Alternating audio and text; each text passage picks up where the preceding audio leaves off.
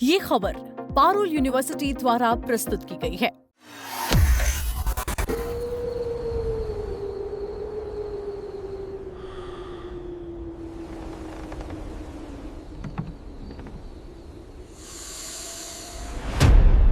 क्या कोई पत्नी अपने ही पति की हत्या के लिए सांप का इस्तेमाल कर सकती है?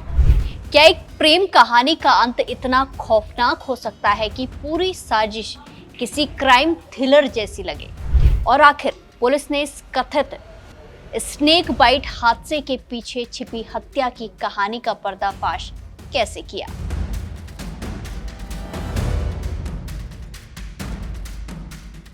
मेरठ से सामने आई ये खबर जितनी हैरान करने वाली है उतनी ही डरावनी भी है। एक ऐसा मामला जहां शुरुआत प्रेम विवाह से हुई, बीच में आया एक नया रिश्ता और आखिर में खत्म हुई एक जान। पुलिस का दावा है कि ये कोई सामान्य सांप के काटने से कोई मौत नहीं है, बल्कि पूरी प्लानिंग के साथ रची गई कहानी थी। इस मामले में पत्नी, उसके कथित प्रेमी और 2 सपेरों को गिरफ्तार किया गया है।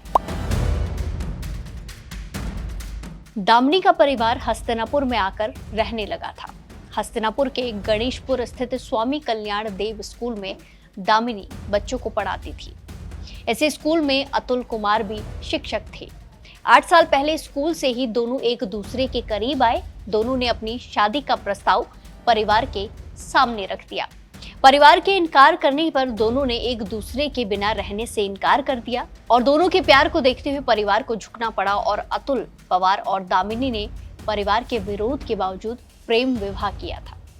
दोनों पहले एक ही स्कूल में शिक्षक थे। जैसा हमने आपको बताया, प्यार हुआ, शादी हुई और फिर दोनों ने हस्तिनापुर में अपना कृष्णा किड्स प्ले स्कूल शुरू किया। दामिनी उसी स्कूल में प्रिंसिपल थी।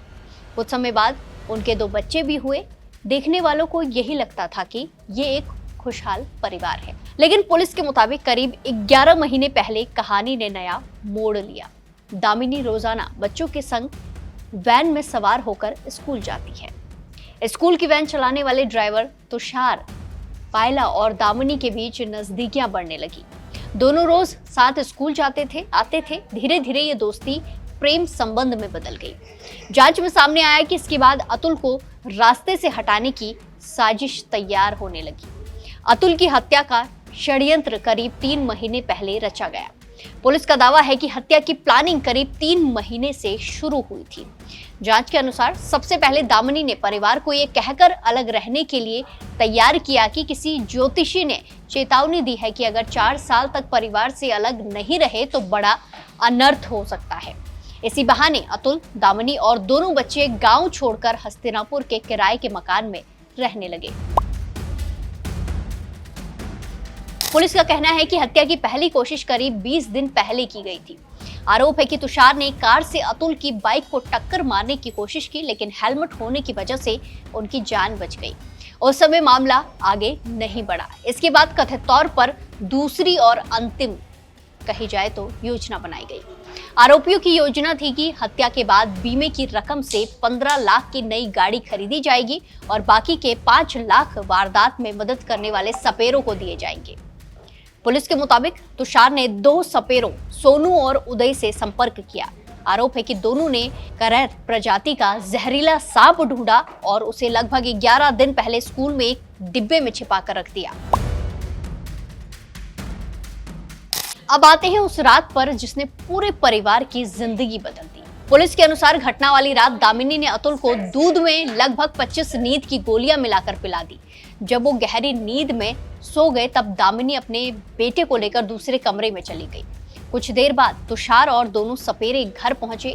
आरोप है कि उन्होंने डब्बे से जहरीला करैत सांप निकालकर सो रहे अतुल के कंबल के अंदर छोड़ दिया और डब्बे से सांप छोड़कर तीनों आरोपी चले गए। सांप के पैर पर काटने के बाद दामिनी ने शोर मचाया। आसपास के लोग पहुंचे और अतुल को उठाकर अस्पताल ले गए। पुलिस का दावा है कि सांप ने अतुल के पैर पर 2 बार काटा, जिससे उसकी मौके पर ही मौत हो गई। इसके बाद कथित तौर पर पूरी घटना को हादसा दिखाने की कोशिश की गई। दामिनी ने शोर मचाया कि घर में सांप घुस गया है। आसपास के लोग पहुंचे, सांप को मार दिया गया और अतुल को अस्पताल ले जाया गया, जहां डॉक्टरों ने उन्हें मृत घोषित कर दिया। लेकिन कहानी यहीं पर खत्म नहीं हुई। पुलिस को शुरुआत से ही कुछ बातें असामान्य लगी। सबसे बड़ा शक तब हुआ जब दामिनी ने पोस्टमार्टम कराने से इनकार कर दिया। हालांकि अतुल के पिता अजब सिंह पोस्टमार्टम कराने पर अड़े रहे। यहीं से जांच की दिशा बदल जाती है।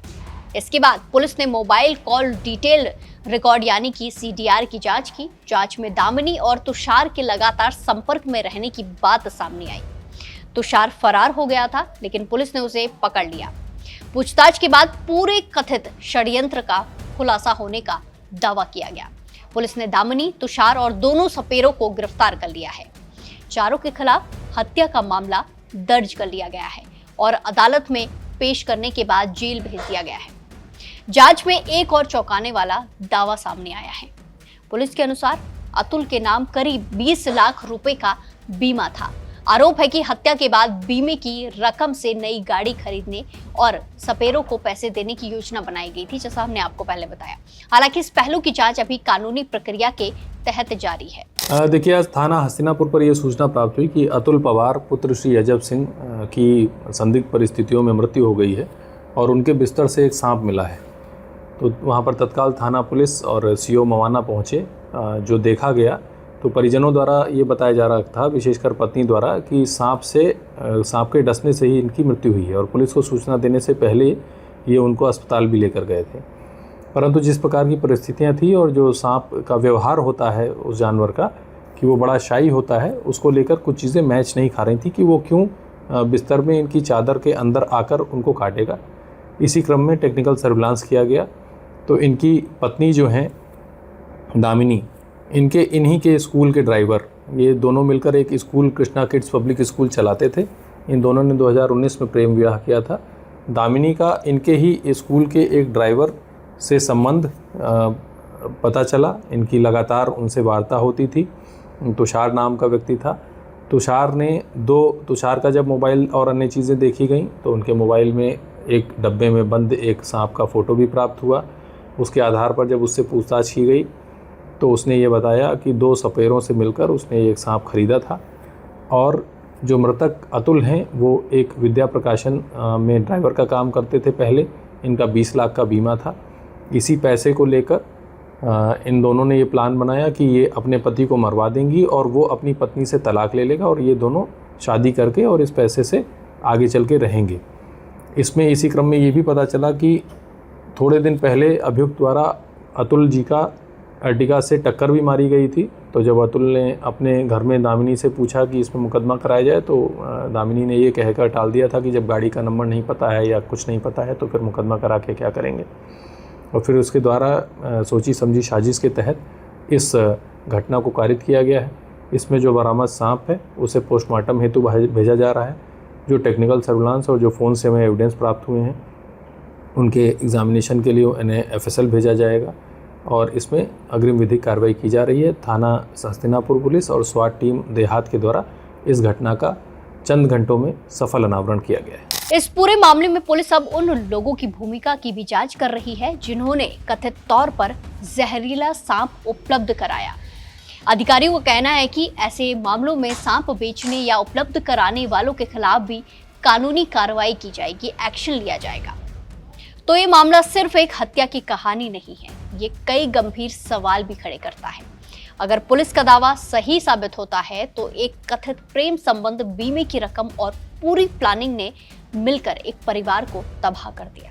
ये मामला ये भी दिखाता है कि किसी मौत को पहले नजर में हादसा मान लेना कितना खतरनाक हो सकता है।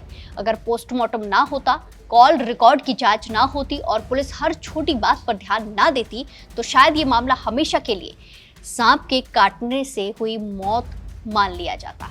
फिलहाल इस मामले में पुलिस की जांच जारी है। सभी आरोपों का अंतिम फैसला अदालत में सबूतों और सुनवाई के बाद ही होगा। इस पूरे मामले पर आपकी क्या कुछ राय है? क्या आपको लगता है ऐसे मामलों में शुरुआती जांच और भी ज्यादा वैज्ञानिक तरीके से होनी चाहिए? अपनी राय कमेंट्स में जरूर दें और बाकी देश और दुनिया की तमाम बड़ी अपडेट्स के लिए जुड़े रहिए दैनिक जागरण के साथ। नमस्कार।